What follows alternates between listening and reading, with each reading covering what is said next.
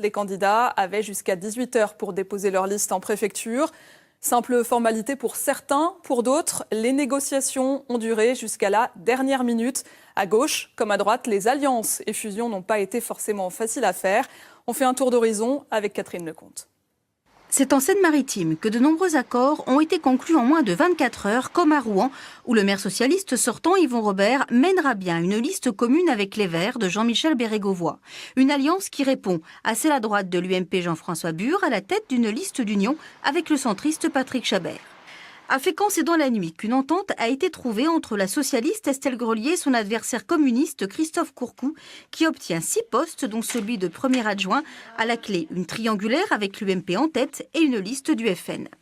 À Montivilliers, les deux listes de gauche, du maire sortant Daniel Petit et du socialiste Jérôme Dubost, partiront finalement ensemble face à l'UMP Daniel Fidelin, talonné par le frontiste Gilles Le Breton. Fusion également conclue cette nuit à Mont-Saint-Aignan, où l'UMP et l'UDI s'unissent pour tenter de récupérer la ville. L'UDI obtient 6 colistiers, mais sans Philippe Grégy, qui menait la liste centriste au premier tour. Enfin, à Yvetot, ce n'est plus 4, mais 2 listes qui seront en lice dimanche, avec une possible bascule de la ville.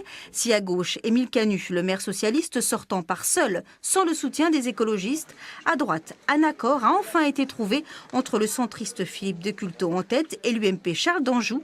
Annie Lemel, qui se retire, ne donnera aucune consigne de vote. Dans l'Eure, à Louviers, les 2 listes de droite seront finalement menées par François-Xavier Priolo pour une triangulaire face au FN et au maire de gauche sortant Franck Martin en ballottage défavorable.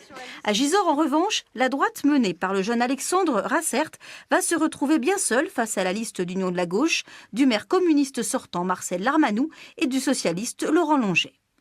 Enfin, à Évreux, c'est dans la dernière heure, à gauche, que le maire sortant Michel Champredon a signé une liste d'union avec les communistes, les Verts, le PRG et le mouvement citoyen pour tenter de sauver son fauteuil face à Guy Lefranc de l'UMP, arrivé en tête, mais qui repartira sans le soutien de Jean-Pierre Nicolas. Ils auront tous deux en face Emmanuel Camoin du Front National. Et puis on vient de l'apprendre, à Yvetot, la candidate sans étiquette Annie Lemel aurait déposé sa liste en préfecture juste avant l'heure limite. Il y a ceux qui parviennent à s'entendre et puis ces communes où l'union semble impossible. C'est le cas de Vernon. Il y aura bien une quadrangulaire dans la 2e ville de l'Eure dimanche prochain. Difficile de savoir à quel candidat elle sera favorable. On fait le point avec Frédéric Lafont, Éric Lombert. L'UMP, Sébastien Lecornu, est arrivé en tête lors du premier tour avec 31,84%. Pour autant, dans les heures qui viennent, il va chercher à glaner les voix qui pourraient faire la différence dimanche. La principale menace pour lui vient de la droite et d'un homme dont il était proche en 2008, Jean-Luc Mirault. La dissidence peut toujours faire perdre une élection. Lorsqu'un candidat se met dans une posture de revanche personnelle, ça peut toujours faire perdre une élection. Donc moi, une fois de plus, je n'ai rien contre Jean-Luc Mirault, mais je veux dire à ses électeurs qui se sont prononcés pour lui au premier tour, de faire le vrai choix de l'alternance au second tour. Jean-Luc Mirault, ancien maire de la ville, est arrivé second avec 26,46% des suffrages. Il estime qu'il n'y a jamais eu d'accord écrit de désistement avec Sébastien Lecornu. Cela m'a été demandé, j'ai dit que ce n'était pas impensable, mais qu'à la condition que cette campagne soit digne. Et elle n'a pas été digne de la part du groupe de Sébastien Lecornu. Donc, comme il n'y a aucun risque que le maire Philippe Nguyen Thanh soit présent au 2e tour, enfin puisse être élu, nous maintenons cette liste pour offrir une autre alternative aux Vernonais. Situation compliquée pour le socialiste Philippe Nguyen Thanh, distancé par ses 2 rivaux avec seulement 17% des suffrages. Dans cet entre-deux tours, le maire sortant n'est pas parvenu à fusionner sa liste avec celle des communistes. On n'a pas réussi à avoir d'accord entre nos 2 listes. Bien sûr, nous défendons les mêmes valeurs politiques. Nous l'avons fait pendant tout le mandat ensemble. Et donc moi, j'appelle tous les électeurs qui ont voté pour la liste de Jean-Luc Lecomte, à nous rejoindre, puisque nous sommes les seuls à être en position d'avoir encore un poids au niveau de cette élection. Restent 2 inconnus. Le Front National, Éric Ackermann, fera-t-il mieux lors du second tour? Il a obtenu 10,88% dimanche soir. Et puis, comment se répartiront les voix obtenues par Bernard Touchag, membre du Parti de la France?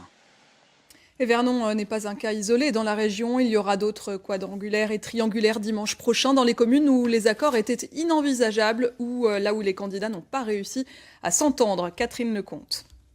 En Seine-Maritime, s'il est une ville où les divisions risquent de peser sur le scrutin, c'est bien Sotteville-lès-Rouen avec pas moins de 5 listes au deuxième tour, dont 3 à gauche, avec un divorce plus que consommé entre la socialiste investie Luce Pan et le maire sortant dissident Pierre Bourguignon, qui affronteront une liste de droite et une autre du Front National.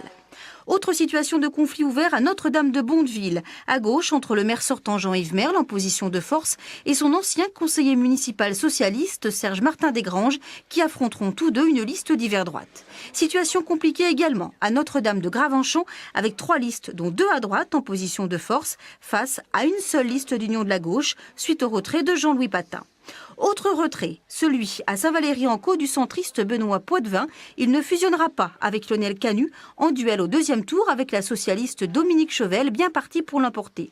Enfin à Dieppe, pas de miracle, c'est bien 3 listes qui s'affronteront dimanche avec un maire sortant communiste qui fait la course en tête.